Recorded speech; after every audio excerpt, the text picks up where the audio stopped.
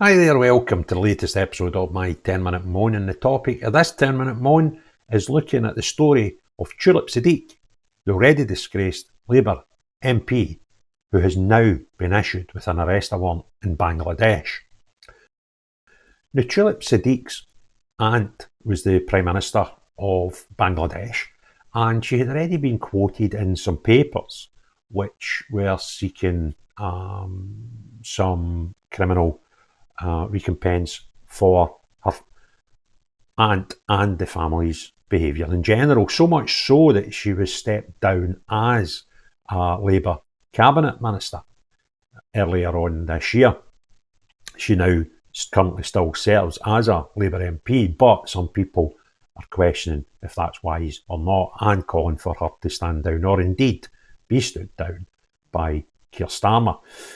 So the story goes, and it's been covered by a lot of places. I'm going to use the Telegraph for reference and give my own opinions as we go through this story.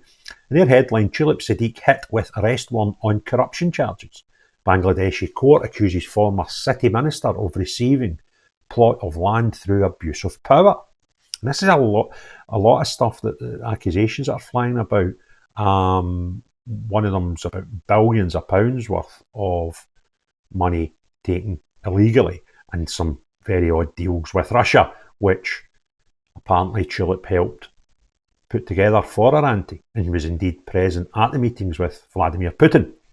An arrest warrant has been issued for Tulip Saddiq over allegations she illegally received a plot of land from her despot aunt's government.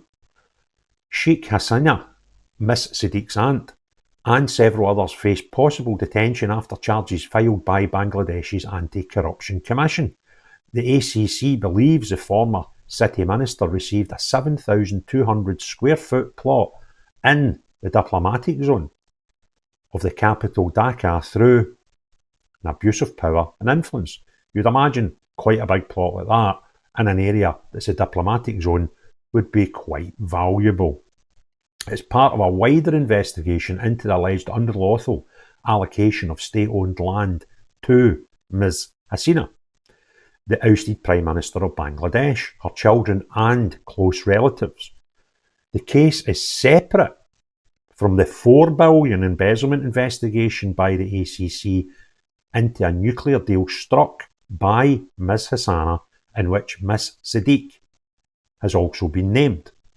That's the nuclear deal between Bangladesh and Russia, which was done at a meeting with Vladimir Putin that Ms. Saddiq allegedly organised but was indeed present at. Ms. Saddiq, who resigned from the UK government in January amid scrutiny of her links to Ms. Hasina, has been named in 3 Bangladeshi inquiries. She has denied the charges and accused the Bangladesh government of targeted and baseless campaign against her, and asked why it had briefed the media but not put its allegations to her directly. It is understood that Ms. Saddiq has not heard directly from the Bangladeshi authorities, and that she first became aware of the warrant after it was reported today. In a statement on Sunday afternoon, a spokesman for Ms. Saddiq said the allegations made against her were completely false and politically motivated. The spokesman said the ACC has made various allegations against Ms. Saddiq through the media in the last few months. The allegations are completely false and have been dealt with in writing by Ms. Saddiq's lawyers. That's interesting. So why are you no longer a minister then? The ACC has not responded to Ms. Saddiq or put any allegations to her directly or through her lawyers. Ms. Saddiq knows nothing about the hearing in Dakar relating to her, and she has no knowledge of any arrest warrant that is said to have been issued. The ACC petitioned the Bangladeshi courts on March 10th, asking for a travel ban to be imposed on Ms. Hasina and Saddiq and other family members. Staying up to date with events around the world can be difficult, where it's impossible to consult a single source for the full story. Narratives that shape public opinion often just reinforce media and corporate-backed vested interests. It's hard to know what information to trust. See what the media is exaggerating, sensationalising, over or under reporting. That's why I've been using ground news Ground News is an app and website that combines news from around the world in one place so you can compare coverage. For every news source, you can see if it has any political bias, how reliable the reporting is, and who owns them. They even have a blind spot feed that highlights news disproportionately covered by one side of the political spectrum. Take a data-driven view on the news and stay current. Get news from thousands of sources worldwide in one place. I've been using Ground News to help me get all the world's news in one place and give a more balanced opinion on what we read and viewing who is telling us the truth and who isn't. Subscribe via my link to get 40% off the Vantage subscription. It's the one I use to get unlimited access to every feature. Your subscription can not only help my channel, but also help Ground News, as it makes the media landscape more transparent. The same court had earlier issued warrants against Hasina, her daughter Saima Wazid, and 16 others in another corruption case involving plot allocation. There is no formal extradition treaty between the UK and Bangladesh. On Sunday, the Conservatives called on Ms Saddiq to step down as an MP and Sir Keir Starmer to suspend her from the Labour Party. A Conservative spokesman said if it is the case that Keir Starmer's choice for anti-corruption minister is the subject of an international arrest warrant for corruption, she should immediately stand down as Labour MP. That was a job she actually had in government. The anti-corruption minister was now named in two separate corruption charges. It's shocking that Keir Starmer believes the door remains open for Ms Saddiq returning to a government position. Keir Starmer must put his close friendship and association with Ms Saddiq aside and take the action he should have months ago. Ben Obese-Jecty, the Tory MP for Huntingdon, added, Keir Starmer has previously suggested that he would welcome her back. How can she return to a government role with persistent questions regarding her conduct? In his response to Ms Saddiq's resignation letter in January, Sir Keir told her that she had made a difficult decision before adding, the door remains open for you ongoing. That's nice. The ACC says Ms Saddiq illegally acquired a flat and then used forged signatures to attempt to transfer it to Azmina Saddiq Raponte, her sister. Investigators claim Ms Saddiq made the transfer to become eligible for the plot in Purbachal Newtown project, which she later obtained.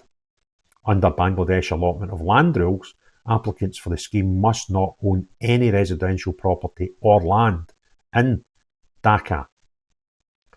Investigators also allege that she hid the property from an income tax register from 2015 onwards. Seeking to have the flat seized, the ACC argued that members of Ms Hasana's family, including Ms Saddiq, were attempting to transfer or conceal their assets. Ms Saddiq's spokesman said, to be clear, there is no basis at all for any charges to be made against her.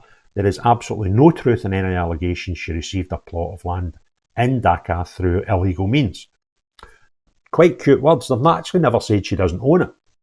Nobody seems to be questioning that. She has never had a plot of land in Bangladesh. Cute words. Plot of land, apartment, two different things. And she has never influenced any allocation of plots of land to her family members or anyone else. No evidence has been provided by the ACC to support this or any other allegations made against Ms Saddiq, and it is clear to us that the charges are politically motivated. The arrest warrant places renewed focus in the absence of an extradition treaty between Bangladesh and the UK. This bit gets a bit interesting. Bangladeshi authorities were pressing Britain to formalise the agreement. In 2013, Ansel Huq, the then Bangladesh Law Minister, confirmed that discussions had been held with the British High Commission. Dhaka seeks the return of several high-profile fugitives, including army officers implicated in the 1976 assassination of Sheikh Mujibur Rahman. However, talks stalled after Ms Hasina's government was toppled in a civilian uprising. So the irony is, if they weren't toppled, the extradition treaty may have been in place. Because it was ironically her aunt that was pushing for it, her regime that was pushing for it, only to be foiled when it went in the bin after a civilian uprising toppled her government. What a bizarre world we live in. So I think any MP with this sort of stuff hanging over their head really needs to take a good look at their own position. But certainly a party whereby someone was faced with these allegations, you would think the minimum they would do would be to suspend while these allegations were in place. But it's the Labour Party we're talking about, and they have 2 tiers for everything, which probably includes who can and cannot be MPs.